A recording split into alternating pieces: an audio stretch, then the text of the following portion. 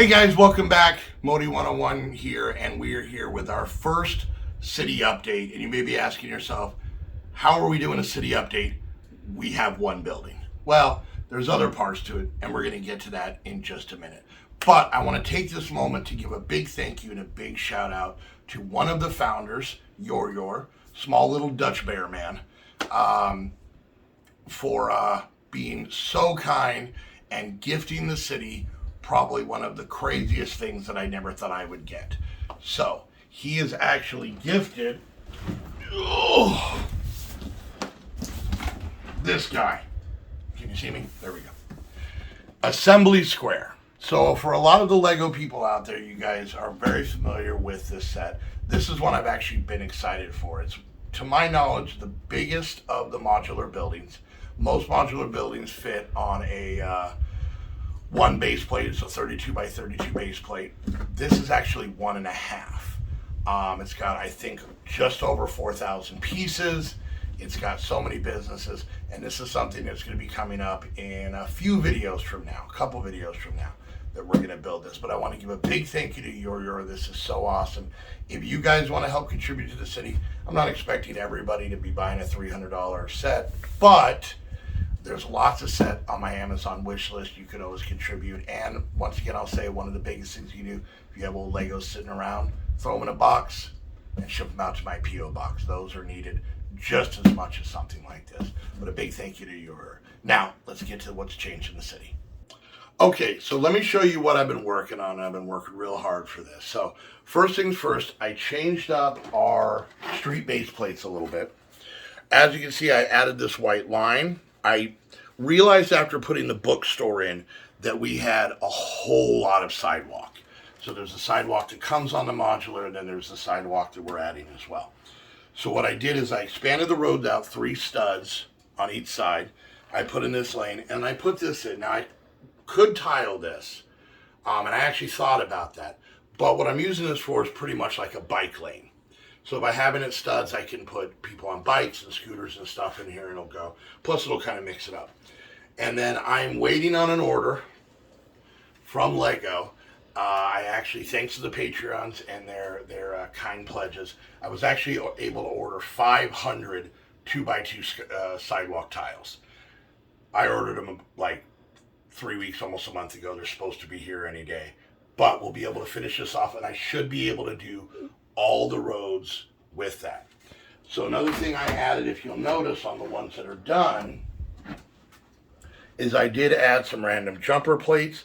These are going to be able to be great for putting some minifigures on or all kinds of stuff. They're just there as a basis so that I kind of have a place to start. I can add more, take them away, move them around, whatever else, but we do have them on there, which is nice. So I did finish all the roads. I actually ended up getting the last couple road pieces I needed. We found them used at the local Bricks and Minifigs. So big shout out to them. So we actually have all of our roads other than the sidewalks done. I also added some traffic lights, for all the traffic we don't have. We haven't built any cars yet, but I've got some traffic lights. And I really like these because they're very small town kind of traffic lights. And I think that's kind of what we're going for, is a small town kind of idea, because we have a small table. So I added those in. And then probably the biggest change is back here. So if you remember, behind the buildings, there was just a bunch of base plates set out.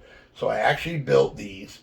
And if you notice, they're kind of different colored grays.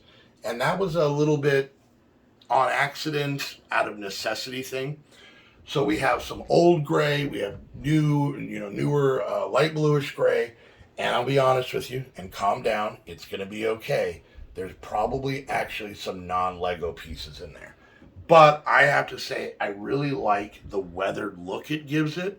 A lot of the Lego towns, everything is perfect and pristine and all exactly the same, which can be aesthetically pleasing, don't get me wrong. But with a little bit more realism, we actually got a chance to actually have kind of a more weathered look.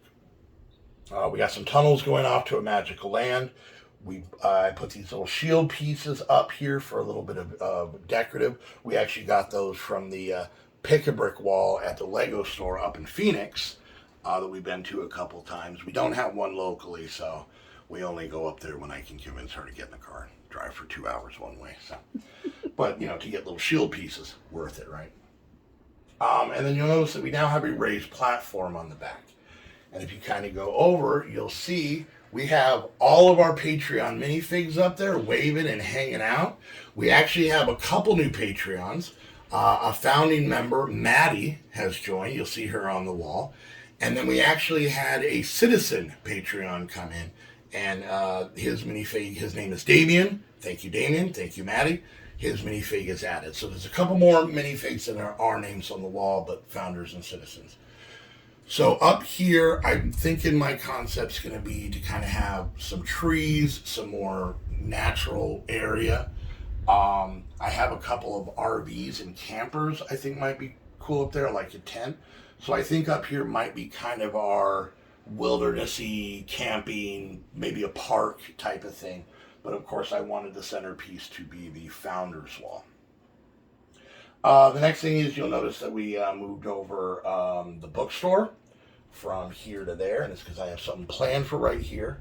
And then right in the middle there, covering up those minifigs, so I'll have to move that around, is actually where that assembly square I showed you earlier is going to go. But we're actually going to have a building here before we even put an assembly square.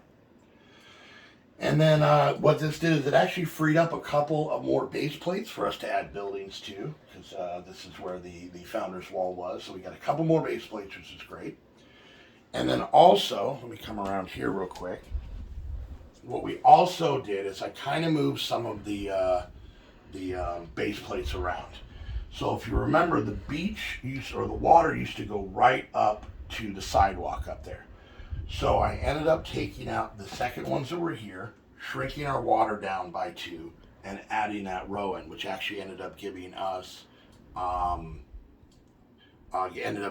more base plates to build on.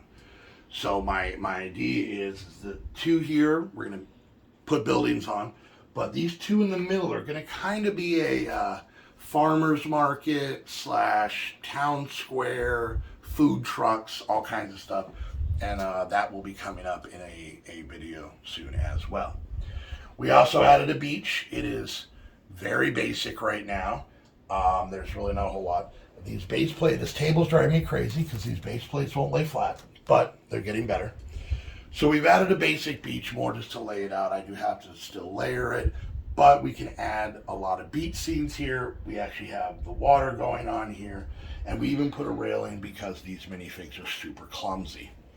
The gold chains, I know they're gold. Our town's a little bougie. That's fine. We're special. We treated ourselves. Actually, they were the only chains on the pick-a-brick wall. So that was another pick-a-brick find. So we still have 2 base plates here. We originally had 4.